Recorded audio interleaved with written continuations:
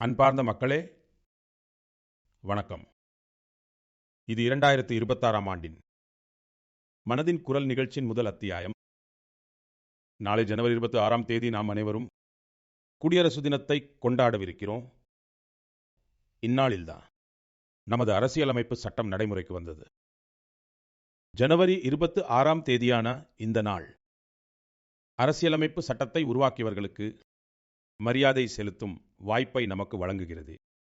இன்று ஜனவரி 25ஆம் தேதியும் மிகவும் முக்கியமான நாள். இன்று தேசிய வாக்காளர் தினம். வாக்காளர்கள்தான் ஜனநாயகத்தின் ஆன்மாவாக திகழ்கிறார்கள். நண்பர்களே, பொதுவாக ஒருவர் 18 வயதை அடையும் போது அவர் வாக்காளராகிறார். இது வாழ்க்கையின் சாதாரண கட்டமாகவே கருதப்படுகிறது.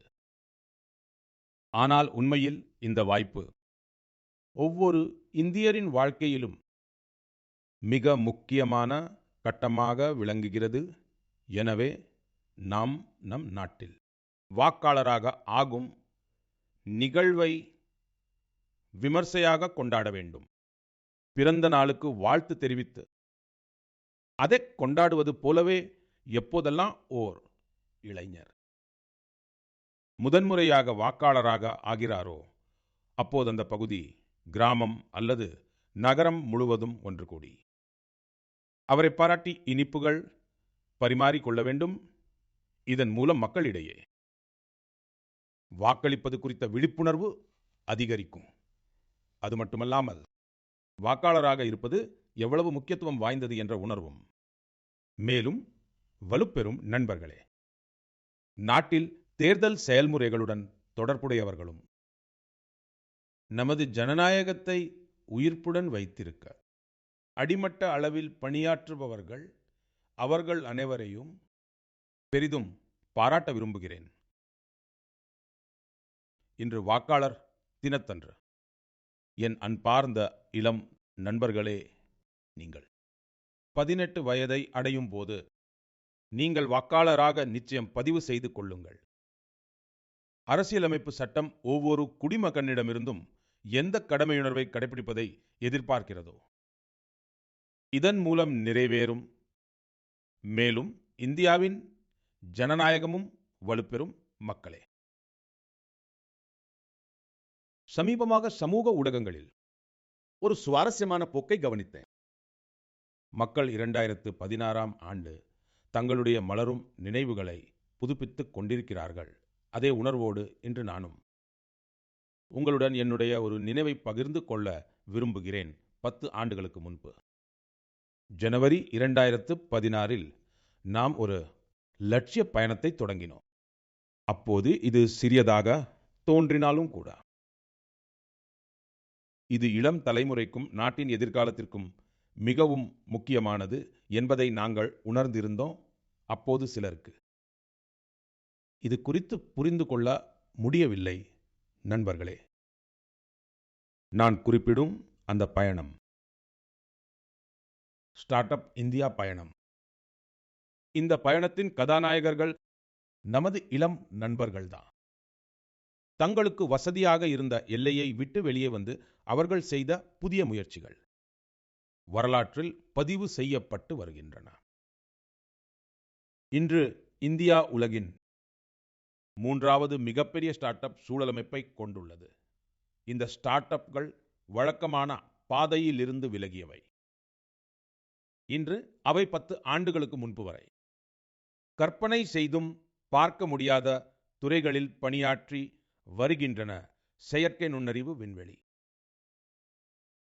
அணுசக்தி, குறைக்கடத்திகள், மொபிலிட்டி, பசுமை ஹைட்ரஜன், உயிரி தொழில்நுட்பம் என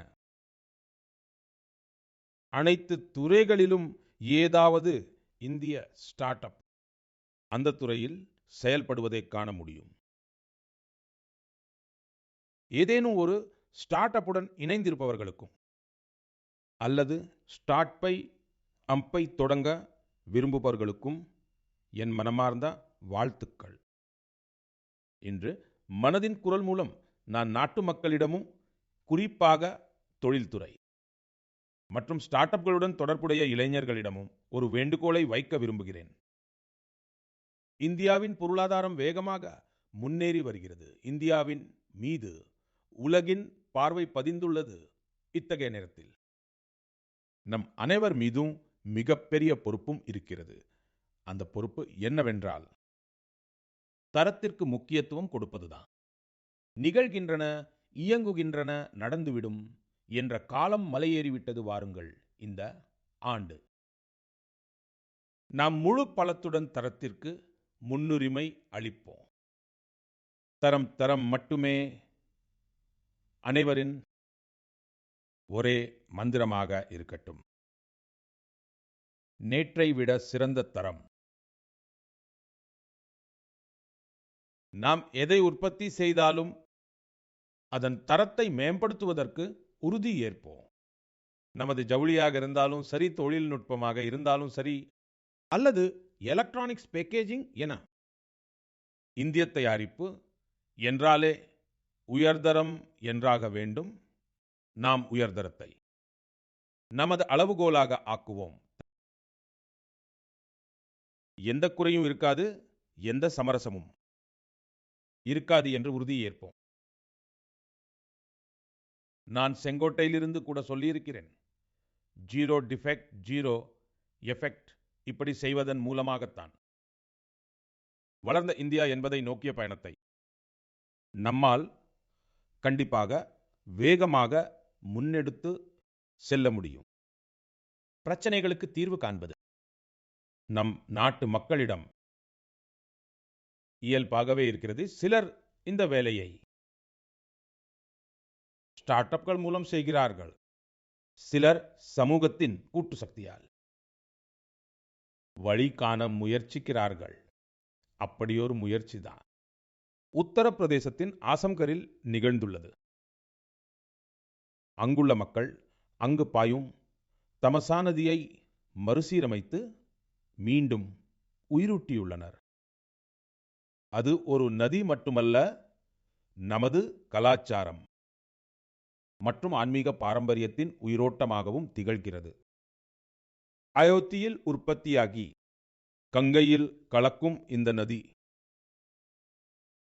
ஒரு காலத்தில் இந்த பகுதி மக்களின் வாழ்வாதாரமாக இருந்தது. ஆனால் மாசுபாடு காரணமாக அதன் தடையற்ற ஓட்டத்தில் தடை ஏற்பட்டது. வண்டல் மண், குப்பை கூளங்கள் மற்றும் அசுத்தங்கள் இந்த நதியின் ஓட்டத்தை தடுத்து நிறுத்தின. இதற்கு பிறகு இங்குள்ள மக்கள் மறுசீரமைப்பு இயக்கத்தை தொடங்கினர். நதி தூர்வாரப்பட்டு அதன் கரைகளில் நிழல் மற்றும் பழம் தரும் மரங்கள் நடப்பட்டன. உள்ளூர் மக்கள் கடமை உணர்வுடன் இந்த பணியில் ஈடுபட்டனர். அனைவரின் முயற்சியால் நதி மறுசீரமைக்கப்பட்டது. நண்பர்களே, பொதுமக்களின் பங்களிப்புடன் கூடிய இது போன்ற ஒரு முயற்சி ஆந்திர பிரதேசத்தின் அனந்தபூரிலும் காணப்படுகிறது. அங்கு கடுமையான வறட்சி பெரும் பிரச்சனையாக இருந்தது. அங்குள்ள மண் செம்மண்ணாகவும் மணற்பாங்கானதாகவும் இருந்தது. அதனால் மக்கள் தண்ணீர் பற்றாக்குறையால் அவஸ்தைப்பட்டனர். அங்குள்ள பல பகுதிகளில் நீண்ட காலமாக மழை பெய்வதில்லை. பல நேரங்களில் மக்கள் அனந்தபூரை பாலைவனத்தின் வறண்ட நிலையுடன் ஒப்பிடுகிறார்கள். நண்பர்களே, இந்த பிரச்சனைக்கு தீர்வு காண உள்ளூர் மக்கள் நீர்நிலைகளை சுத்தம் செய்ய உறுதி பூண்டனர். பின்னர் நிர்வாகத்தின் ஒத்துழைப்புடன் இங்கு அனந்த நீர் சம்ரக்ஷணம் திட்டம் தொடங்கப்பட்டது. இந்த முயற்சியின் கீழ் 10க்கும் மேற்பட்ட நீர்நிலைகள் மறுசீரமைக்கப்பட்டன. அந்த நீர்நிலைகளில் நீர் நிரம்பத் தொடங்கியுள்ளது. மேலும் 7000க்கும் மேற்பட்ட மரங்களும் நடப்பட்டுள்ளன. அதாவது அனந்தபூரில் நீர் பாதுகாப்பு மட்டுமல்லாமல் பசுமை பரப்பும் அதிகரித்துள்ளது. இங்கு குழந்தைகள் ஆனந்தமாக நீச்சல் அடிக்கிறார்கள். ஒரு வகையில் சொல்லப்போனால் இங்குள்ள முழு சூழல் மண்டலமும் மீண்டும் புத்துயிர் பெற்றுள்ளது. நண்பர்களே, ஆசம்கட் ஆகட்டும், அனந்தபூர் ஆகட்டும், நம் நாட்டின் வேறு எந்த இடமாக இருக்கட்டும், இது மிகுந்த மகிழ்ச்சி அளிக்கிறது. நம் மக்கள் ஒன்றுபட்டு கடமையுணர்வோடு பெரிய உறுதிமொழிகளை நிறைவேற்றி வருகிறார்கள். மக்கள் பங்கேற்பு மற்றும் கூட்டுணர்வின் இந்த உணர்வுதான் நமது நாட்டிற்கு மாபெரும் வலு சேர்க்கிறது. என் அன்பார்ந்த நாட்டு மக்களே, நம்முடைய நாட்டில் பஜனையும் கீர்த்தனையும் பல நூற்றாண்டுகளாக நமது கலாச்சாரத்தின் ஆன்மாவாக இருந்து வருகின்றன. கோவில்களில் பஜனைகளை கேட்டிருக்கிறோம், கதைகளில் கேட்டிருக்கிறோம். ஒவ்வொரு காலகட்டத்திலும் பக்தியானது காலத்திற்கேற்ப வேரூன்றி இருந்தது. இன்றைய தலைமுறையினரும் சில புதுமைகளை செய்து வருகிறார்கள். இன்றைய இளைஞர்கள் பக்தியை தங்கள் அனுபவத்திலும் தங்கள் வாழ்க்கை முறையிலும் இணைத்திருக்கிறார்கள். இந்த சிந்தனையிலிருந்து ஒரு புதிய கலாச்சார போக்கு உருவாகி வந்திருக்கிறது. நீங்கள் சமூக ஊடகங்களில் இத்தகைய காணொளிகளை நிச்சயம் பார்த்திருப்பீர்கள். நாட்டின் பல்வேறு நகரங்களில் பெருமளவில் இளைஞர்கள் ஒன்று கூடுகிறார்கள். மேடை அலங்கரிக்கப்பட்டுள்ளது, விளக்குகள் ஒளிர்கின்றன, இசை ஒலிக்கிறது, முழு ஏற்பாடும் செய்யப்பட்டிருக்கிறது. அந்த சூழல் எந்த ஒரு கச்சேரியை விடவும் சற்றும் குறைவில்லாமல் இருக்கிறது. பார்ப்பதற்கு கச்சேரி நடப்பதைப் போலவே தோன்றும்.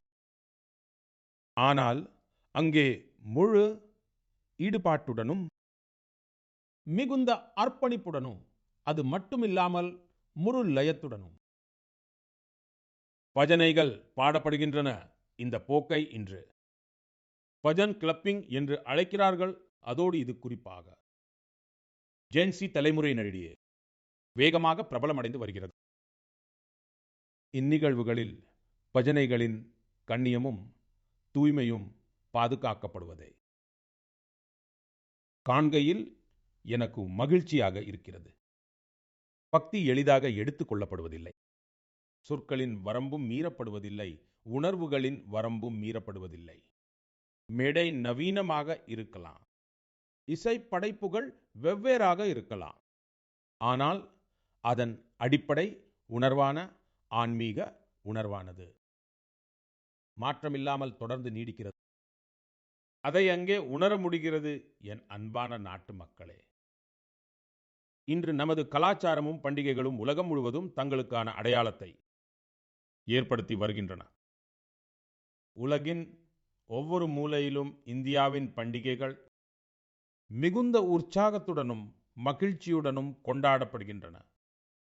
எல்லா வகையான கலாச்சார உயிரோட்டத்தையும் பராமரிப்பதில் நமது இந்திய சகோதர சகோதரிகளின் பங்களிப்பு மகத்தானது.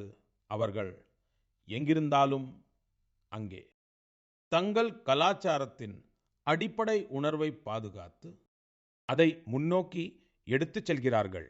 இது தொடர்பாக மலேசியாவிலும் நமது இந்திய சமூகம் மிகவும் பாராட்டத்தக்க பணிகளை செய்து வருகிறது. இதை அறிந்து நீங்கள் கண்டிப்பாக ஆச்சரியம் அடைவீர்கள். மலேசியாவில் 500க்கும் மேற்பட்ட தமிழ் பள்ளிகள் உள்ளன. அவற்றில் தமிழ் மொழி கற்பிக்கப்படுவதோடு மற்ற பாடங்களும் தமிழில் கற்பிக்கப்படுகின்றன. அது மட்டுமில்லாமல் இங்கே தெலுங்கு, பஞ்சாபி உள்ளிட்ட பிற இந்திய மொழிகள் மீதும் அதிக கவனம் செலுத்தப்படுகிறது. நண்பர்களே, இந்தியாவிற்கும் மலேசியாவிற்கும் இடையிலான வரலாற்று மற்றும் கலாச்சார உறவுகளை வலுப்படுத்துவதில் ஒரு சங்கத்திற்கு மிகப்பெரிய பங்குண்டு. அதன் பெயர் மலேசியா இந்தியா ஹெரிடேஜ் சொசைட்டி. பல்வேறு நிகழ்ச்சிகளுடன் இந்த அமைப்பு ஹெரிடேஜ் வாக் என்னும் நிகழ்வை ஏற்பாடு செய்கிறது. இதில் இரு நாடுகளையும் ஒன்றோடொன்று இணைக்கும் கலாச்சார தலங்கள் உள்ளடக்கப்படுகின்றன. கடந்த மாதம் மலேசியாவில் லால் பாட்சாரி ஐகானிக் வாக் என்ற நிகழ்ச்சி ஏற்பாடு செய்யப்பட்டது. இந்த சேலை நமது வங்காள கலாச்சாரத்துடன் நெருங்கிய தொடர்புடையதாக உள்ளது. இந்த நிகழ்ச்சியில் அதிக எண்ணிக்கையிலான பெண்கள் இந்த சேலையை அணிந்து சாதனை படைத்தனர். இது மலேசியன் புக் ஆஃப் ரெக்கார்ட்ஸில் பதிவு செய்யப்பட்டது. இந்த நிகழ்வில் ஒடிசி நடனம் மற்றும் பவுல் இசை ஆகியவை மக்களின் மனதை கவர்ந்தன என்று கூறலாம். साया बरबांगा देंगान डियास्पोरा इंडिया दी मलेशिया मेरे का मम्बावा इंडिया दान मलेशिया सेमाकेन रापा. மலேசியாவில் வசிக்கும் நமது இந்திய வம்சாவளியினருக்கு என் மனமார்ந்த நல்வாழ்த்துக்கள். என் அன்பார்ந்த நாட்டு மக்களே, நாம் இந்தியாவின் எந்த பகுதிக்கு சென்றாலும் அங்கே ஏதேனும் அசாதாரணமான முன்னெப்போதும் இல்லாத நிகழ்வை காணலாம். பல நேரங்களில் ஊடகங்களில் இந்த விஷயங்கள் இடம்பெறுவதில்லை. ஆனால் இவற்றின் மூலம் நமது சமூகத்தின் உண்மையான சக்தி என்ன என்பது தெரிகிறது. நமது பண்பாடும் வெளிப்படுகிறது. அவற்றில் ஒற்றுமை உணர்வு முதன்மையானது. குஜராத்தில் பெச்சராஜிக்கு அருகிலுள்ள சந்தன்கி கிராமத்தின் பாரம்பரியம் தனித்துவமானது. அதாவது அங்குள்ள மக்கள், குறிப்பாக முதியவர்கள், தங்கள் வீடுகளில் சமைப்பதில்லை என்றால் நீங்கள் கண்டிப்பாக ஆச்சரியப்படுவீர்கள். அதற்கு காரணம் அந்த கிராமத்தின் அற்புதமான சமூக சமையலறை. இந்த சமூக சமையலறையில் ஒரே நேரத்தில் கிராம மக்கள் அனைவருக்கும் உணவு தயாரிக்கப்படுகிறது. மேலும் மக்கள் ஒன்றாக அமர்ந்து உணவருந்துகிறார்கள். கடந்த 15 ஆண்டுகளாக இந்த பாரம்பரியம் தொடர்ந்து கடைபிடிக்கப்பட்டு வருகிறது. அது மட்டுமல்ல, யாரேனும் நோய்வாய்ப்பட்டிருந்தால் அவருக்காக உணவு சேவையும் வழங்கப்படுகிறது. அதாவது வீட்டில் டெலிவரி செய்வதற்கான முழு ஏற்பாடும் உள்ளது. அந்த கிராமத்தின் இந்த சமூக விருந்து மக்களை மகிழ்ச்சியில் ஆழ்த்துகிறது. இந்த முயற்சி மக்களை ஒருவருக்கொருவர் இணைப்பது மட்டுமல்லாமல் குடும்ப உணர்வையும் ஊக்குவிக்கிறது. நண்பர்களே, இந்தியாவின் குடும்ப அமைப்பு, அதாவது ஃபேமிலி சிஸ்டம், நமது பாரம்பரியத்தின் பிரிக்க முடியாத அங்கமாகும். உலகின் பல நாடுகளில் இது மிகவும் ஆர்வத்துடன் பார்க்கப்படுகிறது. பல நாடுகளில் இது போன்ற குடும்ப அமைப்புகள் குறித்து மிகுந்த மரியாதை உணர்வு உள்ளது. சில நாட்களுக்கு முன்புதான் எனது சகோதரர் ஐக்கிய அரபு அமீரகத்தின் அதிபர் மேதகு ஷேக் முகமது பின் சயீத் அல் நஹ்யான் இந்தியாவிற்கு வந்திருந்தார். அவர் அப்போது என்னிடம் ஐக்கிய அரபு அமீரகம் 2026ஆம் ஆண்டை இயர் ஆஃப் ஃபேமிலியாக கொண்டாடுவதாக கூறினார். அதன் நோக்கம் அங்குள்ள மக்களிடையே நல்லிணக்கத்தையும் சமூக உணர்வையும் மேலும் வலுப்படுத்துவதாகும். உண்மையில் இது மிகவும் பாராட்டத்தக்க ஒரு முயற்சி. நண்பர்களே, குடும்பம் மற்றும் சமூகத்தின் சக்தி ஒன்று சேரும்போது மிகப்பெரிய சவால்களையும் வெல்ல முடியும். எனக்கு அனந்த்நாக்கின் ஷேக்குண்ட் கிராமத்தை பற்றிய ஒரு தகவல் கிடைத்தது. அங்கே போதைப்பொருள், புகையிலை, சிகரெட் மற்றும் மதுபானம் தொடர்பான சவால்கள் மிகவும் அதிகரித்துவிட்டன. இதையெல்லாம் பார்த்து அங்குள்ள மீர் ஜாஃபர் அவர்கள் மிகவும் கவலையடைந்து அவர் இந்த பிரச்சனையை சரி செய்ய வேண்டும் என்று தீர்மானித்தார். கிராமத்தின் இளைஞர்கள் முதல் முதியவர்கள் வரை அனைவரையும் ஒன்றிணைத்தார். அவருடைய இந்த முயற்சியின் விளைவாக அங்குள்ள கடைகள் யாவும் புகையிலை பொருட்களை விற்பதையே நிறுத்திவிட்டன. இந்த முயற்சியால் போதைப் பொருளின் ஆபத்துகள் குறித்தும் மக்களிடையே விழிப்புணர்வு அதிகரித்துள்ளது. நண்பர்களே, நமது நாட்டில் இது போன்ற பல நிறுவனங்களும் உள்ளன. அவை பல ஆண்டுகளாக தன்னலமற்று சமூக சேவையில் ஈடுபட்டு வருகின்றன. உதாரணமாக, மேற்கு வங்கத்தின் பூர்வ மேதினிபூரின் ஃபரீத்பூரில் ஒரு நிறுவனம் உள்ளது. அதன் பெயர் விவேகானந்த லோக் சிக்ஷா நிகேதன். அது கடந்த 4 தசாப்தங்களாக குழந்தைகள் மற்றும் முதியவர்களை பராமரிக்கும் பணியில் ஈடுபட்டுள்ளது. குருகுல முறைக்கல்வி மற்றும் ஆசிரியர்களுக்கான பயிற்சியுடன் இந்த நிறுவனம் சமூக நலனுக்கான பல நல்ல செயல்களில் ஈடுபட்டுள்ளது. என்னுடைய விருப்பம் என்னவென்றால், இந்த தன்னலமற்ற சேவை உணர்வு நாட்டு மக்களிடையே தொடர்ந்து இன்னும் கூட வலுப்பெற வேண்டும் என்று நான் நினைக்கிறேன். மனதின் குரல் நிகழ்ச்சியில் நாம் தொடர்ந்து தூய்மை என்ற விஷயத்தை பற்றி பேசி வருகிறோம். இதை பார்க்கும்போது எனக்கு பெருமையாக இருக்கிறது. நமது இளைஞர்கள் சுற்றுப்புற தூய்மை குறித்து மிகவும் விழிப்புணர்வுடன் இருக்கிறார்கள்.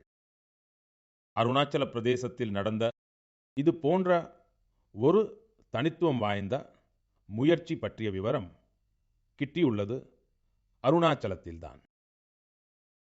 நம் நாட்டிலேயே முதலில் சூரிய கதிர்கள் விழுகின்றன. இங்கு மக்கள் ஜெய் ஹிந்த் என்று கூறி ஒருவருக்கொருவர் வாழ்த்துக்களை தெரிவித்துக் கொள்கிறார்கள். இங்கு இட்டாநகரில் இளைஞர்கள் குழு ஒன்று சில பகுதிகளை சுத்தம் செய்வதற்காக ஒன்றிணைந்தது. அதிக கவனம் தேவைப்பட்ட அந்த பகுதிகளை இந்த இளைஞர்கள் பல்வேறு நகரங்களில் உள்ள பொது இடங்களை தூய்மைப்படுத்துவதை தங்கங்கள் இலக்காக கொண்டர். அதன் பிறகு இட்டாநகர், நாகர்லாகுன், தோய்முக், செப்பா, பாலின் மற்றும் பாசிகாட் ஆகிய இடங்களிலும் இந்த இயக்கம் நடத்தப்பட்டது. இந்த இளைஞர்கள் இதுவரை சுமார் 11 லட்சம் கிலோவிற்கும் அதிகமான குப்பைகளை அகற்றியுள்ளனர். யோசித்து பாருங்கள் நண்பர்களே. 9 இளைஞர்கள் ஒன்று சேர்ந்து 11 லட்சம் கிலோ குப்பை கூளங்களை அகற்றினார்கள் நண்பர்களே. மற்றொரு உதாரணம் அஸ்ஸாமில் இருந்து. அஸ்ஸாமின் நாகவுனில் அங்குள்ள பழைய தெருக்களுடன் மக்கள் உணர்வு பூர்வமாக இணைந்திருக்கிறார்கள். அங்கு சிலர் தங்கள் தெருக்களை ஒன்று சேர்ந்து சுத்தம் செய்ய உறுதி பூண்டார்கள். மெல்ல மெல்ல அவர்களுடன் மேலும் பலர் இணைந்தனர். இவ்வாறாக ஒரு குழு உருவானது. அது தெருக்களிலிருந்து ஏராளமான குப்பைகளை அகற்றியது. நண்பர்களே, இது போன்ற ஒரு முயற்சி பெங்களூரிலும் நடைபெறுகிறது. பெங்களூரில் சோஃபா கழிவுகள் ஒரு பெரிய பிரச்சனையாக உருவெடுத்துள்ளது. அதனால் சில தொழில் வல்லுநர்கள் ஒன்று சேர்ந்து இந்த பிரச்சனையை அவர்களாகவே தீர்த்து வருகிறார்கள். நண்பர்களே, இன்று பல நகரங்களில் இது போன்ற குழுக்கள் உள்ளன. அவை நிலத்தில் கொட்டப்படும் கழிவுகளை மறுசுழற்சி செய்வதில் ஈடுபட்டுள்ளன. சென்னையில் இது போன்ற ஒரு குழு மிகவும் சிறப்பான பணியை செய்துள்ளது. இது போன்ற உதாரணங்களிலிருந்து தூய்மை தொடர்பான ஒவ்வொரு முயற்சியும் எவ்வளவு முக்கியமானது என்பது தெரிகிறது. தூய்மைக்காக தனிப்பட்ட முறையிலோ அல்லது குழுவாகவோ நமது முயற்சிகளை அதிகரிக்க வேண்டும். அப்போதுதான் நம் நகரங்கள் மேலும் சிறப்பாக மாறும். என் அன்பான நாட்டு மக்களே, சுற்றுச்சூழல் பாதுகாப்பை பற்றி பேசும்போது பெரும்பாலும் நமது மனதில் பெரிய திட்டங்கள், பெரிய இயக்கங்கள் மற்றும் பெரிய அமைப்புகளை பற்றிய எண்ணங்கள் வருகின்றன. ஆனால் பலமுறை மாற்றத்தின் தொடக்கம் மிகவும் சாதாரணமான முறையில் நிகழ்கிறது. ஒரு நபரிடம் இருந்து, ஒரு பகுதியில் இருந்து, முயற்சியில் இருந்து. மேலும் தொடர்ச்சியாக செய்யப்பட்ட சிறு முயற்சிகளாலும் பெரிய மாற்றங்கள் ஏற்படுகின்றன. மேற்கு வங்கத்தின் கூச் பெஹாரைச் சேர்ந்த திரு பெனாய் தாஸ் அவர்களின் முயற்சி இதற்கு ஓர் உதாரணமாகும். கடந்த பல ஆண்டுகளாக அவர் தனது மாவட்டத்தை பசுமையாக்கும் பணியை தனியாளாக செய்துள்ளார். திரு பெனாய் தாஸ் ஆயிரக்கணக்கான மரக்கன்றுகளை நட்டுள்ளார். பலமுறை செடிகளை வாங்குவதிலிருந்து அவற்றை நட்டு பராமரிப்பதற்கான முழு செலவையும் ஏற்றுள்ளார் தேவைக்கேற்ப உள்ளூர் மக்கள், மாணவர்கள் மற்றும் நகராட்சிகளுடன் இணைந்து பணியாற்றியுள்ளார். அவரது முயற்சிகளால் சாலையோரங்கள் பசுமையாக உள்ளன. நண்பர்களே, மத்திய பிரதேசத்தில் பன்னா மாவட்டத்தைச் சேர்ந்த திரு ஜெகதீஷ் பிரசாத் அஹிர்வார் அவர்களின் முயற்சியும் மிகவும் பாராட்டத்தக்கது. அவர் காட்டில் பீச் கார்டாக தனது சேவைகளை வழங்குகிறார். ஒரு முறை ரோந்து பணியின் போது காட்டில் உள்ள பல மூலிகை தாவரங்கள் பற்றிய தகவல்கள் முறையாக பதிவு செய்யப்படவில்லை என்பதை ஜெகதீஷ் அவர்கள் உணர்ந்தார். இந்த தகவல்களை அடுத்த தலைமுறைக்கு கொண்டு செல்ல விரும்பிய அவர் மூலிகை தாவரங்களை அடையாளம் காணவும் அவற்றை பற்றிய பதிவுகளை உருவாக்கவும் தொடங்கினார். 125க்கும் மேற்பட்ட மூலிகை தாவரங்களை அவர் அடையாளம் கண்டார். ஒவ்வொரு தாவரத்தின் புகைப்படம், பெயர், பயன்பாடு, அது கிடைக்கும் இடம் ஆகிய தகவல்களை திரட்டினார். அவர் திரட்டிய தகவல்களை வனத்துறை தொகுத்தது. மேலும் அதை ஒரு புத்தகமாகவும் வெளியிட்டது. இந்த புத்தகத்தில் கொடுக்கப்பட்டுள்ள தகவல்கள் இப்போது ஆராய்ச்சியாளர்கள், மாணவர்கள் மற்றும் வன அதிகாரிகளுக்கு மிகவும் பயனுள்ளதாக இருக்கிறது. நண்பர்களே, சுற்றுச்சூழல் பாதுகாப்பின் இதே உணர்வு இன்று மாபெரும் அளவில் காணப்படுகிறது. இதே சிந்தனையுடன் நாடு முழுவதும் தாயின் பெயரால் மரம் நடும் இயக்கம் நடத்தப்பட்டு வருகிறது. இந்த இயக்கத்தில் இன்று கோடிக்கணக்கான மக்கள் இணைந்துள்ளனர். இதுவரை நாட்டில் 200 கோடிக்கும் மேலான மரக்கன்றுகள் நடப்பட்டுள்ளன. இது சுற்றுச்சூழல் பாதுகாப்பு குறித்து மக்கள் இப்போது அதிக விழிப்புணர்வுடன் இருப்பதை காட்டுகிறது. மேலும் ஏதேனும் ஒரு வகையில் தங்கள் பங்களிப்பை வழங்க விரும்புகிறார்கள் நாட்டு மக்களே. நான் உங்கள் அனைவரையும் மற்றொரு விஷயத்திற்காக மிகவும் பாராட்ட விரும்புகிறேன். அதற்கு காரணம் சிறுதானியங்கள், அதாவது ஸ்ரீ அன்னம். ஸ்ரீ அன்னத்தின் மீது மக்களின் பற்று தொடர்ந்து அதிகரித்து வருவதைக் கண்டு நாம் மகிழ்ச்சி அடைகிறேன். நாம் 2023 சிறுதானியங்கள் ஆண்டாக அறிவித்திருந்தோம். ஆனால் இன்று 3 ஆண்டுகளுக்கு பிறகும் இது தொடர்பாக நம் நாட்டிலும் உலகிலும் காணப்படும் பேரார்வமும் அர்ப்பணிப்பும் மிகவும் உற்சாகம் அளிப்பதாக உள்ளது. நண்பர்களே, தமிழ்நாட்டின் கள்ளக்குறிச்சி மாவட்டத்தில் பெண் விவசாயிகள் குழு ஒன்று உத்வேகத்தின் ஆதாரமாக திகழ்கிறது. இங்குள்ள பெரியபாளையம் மில்லட் FPCயுடன் சுமார் 800 பெண் விவசாயிகள் இணைந்துள்ளனர். சிறுதானியங்களின் பெருகி வரும் பிரபலத்தை கருத்தில் கொண்டு இந்த பெண்கள் ஒரு சிறுதானிய பதப்படுத்தும் பிரிவை நிறுவியுள்ளனர். இப்போது அவர் சிறுதானியங்களால் ஆன பொருட்களை நேரடியாக சந்தைக்கு கொண்டு சேர்க்கிறார். ராஜஸ்தானின் ராம்சாரிலும் விவசாயிகள் ஸ்ரீ அன்னம் தொடர்பாக புதுமைகளை புகுத்தி வருகிறார்கள். இங்குள்ள ராம்சார் ஆர்கானிக் ஃபார்மர் புரொடியூசர் கம்பெனியுடன் 900க்கும் மேற்பட்ட விவசாயிகள் இணைந்துள்ளனர். இந்த விவசாயிகள் முக்கியமாக கம்பு சாகுபடி செய்கிறார்கள். இங்கு கம்பு பதப்படுத்தப்பட்டு உடனடியாக உண்ண தயாரான லட்டு தயாரிக்கப்படுகிறது. இதற்கு சந்தையில் பெரும் தேவை இருக்கிறது. அது மட்டுமல்ல நண்பர்களே, இப்போதெல்லாம் ஒரு சில கோவில்களில் கோவில் பிரசாதத்தில் சிறுதானியங்கள் மட்டுமே பயன்படுத்தப்படுவதை அறிந்து நான் மகிழ்ச்சி அடைகிறேன். அந்த கோவில் நிர்வாகிகள் அனைவருக்கும் அவர்களுடைய இந்த முயற்சிக்கு நான் மனமார பாராட்டுக்களை தெரிவித்துக் கொள்கிறேன். நண்பர்களே, ஸ்ரீ அன்னம் எனும் சிறுதானியங்களால் விவசாயிகளின் வருமானம் அதிகரிப்பதோடு மக்களின் உடல் நலமும் மேம்படும் என்பதற்கு உத்தரவாதம் கிடைத்து வருகிறது. சிறுதானியங்கள் ஊட்டச்சத்துக்கள் நிறைந்தவை, சூப்பர் ஃபுட் ஆகும். நமது நாட்டில் குளிர்காலமானது உணவு பழக்க வழக்கங்களுக்கு மிகவும் உகந்ததாக கருதப்படுகிறது. அப்படிப்பட்ட சூழலில் இந்த நாட்களில் நாம் ஸ்ரீ அன்னத்தை கண்டிப்பாக உட்கொள்ள வேண்டும். மக்களே, மனதின் குரலில் நாம் மீண்டும் ஒரு முறை பல்வேறு விஷயங்கள் குறித்து விவாதிக்கும் வாய்ப்பு கிடைத்தது. இந்த நிகழ்ச்சி நம் அனைவருக்கும் நமது நாட்டின் சாதனைகளை உணர்ந்து கொண்டாட ஒரு வாய்ப்பை வழங்குகிறது. பிப்ரவரியில் இது போன்ற மற்றொரு வாய்ப்பு வரவிருக்கிறது. அடுத்த மாதம் இந்தியா AI இம்பாக்ட் சம்மிட் நடைபெற உள்ளது. இந்த உச்சிமாநாட்டில் உலகெங்கிலும் இருந்து குறிப்பாக தொழில்நுட்பத்துறையை சேர்ந்த வல்லுநர்கள் இந்தியாவிற்கு வருகை தரவிருக்கிறார்கள். இந்த மாநாடு AI உலகில் இந்தியாவின் முன்னேற்றம் மற்றும் சாதனைகளையும் வெளிக்கொணரும். இதில் பங்கேற்கவிருக்கும் ஒவ்வொருவரையும் நான் மனதார வரவேற்கிறேன். அடுத்த மாதம் மனதின் குரலில் இந்தியா AI இம்பாக்ட் சம்மிட் குறித்து நாம் கண்டிப்பாக பேசுவோம். நாட்டு மக்களின் வேறு சில சாதனைகள் குறித்தும் விவாதிப்போம். அதுவரை மனதின் குரலில் இருந்து விடைபெறுகிறேன்.